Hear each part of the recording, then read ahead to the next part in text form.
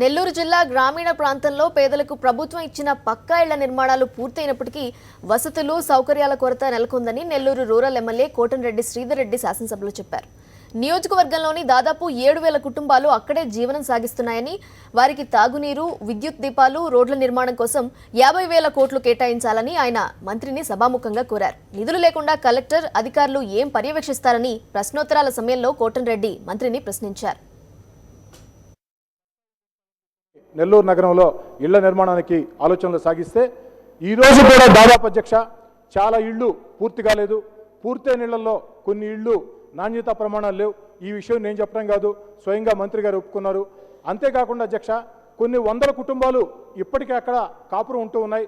కానీ దారుణం ఏంటంటే అధ్యక్ష వీధి లైట్లు లేవు. వీధి లైట్లకి 40 లక్షల రూపాయలు కేవలం కావాలా. తాగేదానికి నీళ్లు లేవు. తాగే నీళ్లకి కేవలం 8 కోట్ల రూపాయలు కావాలా. రోడ్లు లేవు. రోడ్లకి 26 కోట్లు కావాలా.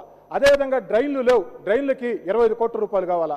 అన్నిటికీ మించి ఆ 7,000 దాదాపు ఆ 7,000 ఇళ్ళు పూర్తి కావాలంటే ఇందాకే మంత్రి గారు చెప్పారు అసంపూర్తిగా ఉన్నాయి, కలెక్టర్ గారికి ఆదేశాలు ఇచ్చామని చెప్పని. అవి పూర్తి కావాలంటే 19 కోట్ల రూపాయలు నిధులు కావాలా.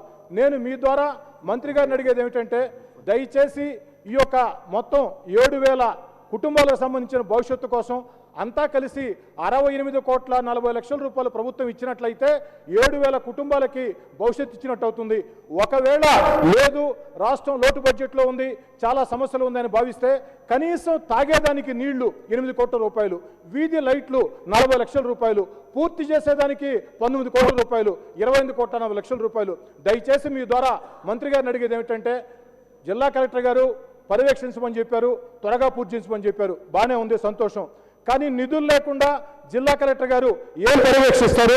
నిధులు లేకుండా జిల్లా కలెక్టర్ గారు ఆ ఇళ్లని లబ్ధిదారులకు ఎప్పుడు అందిస్తారు? అమ్మ దయచేసి అర్థం చేసుకోండి.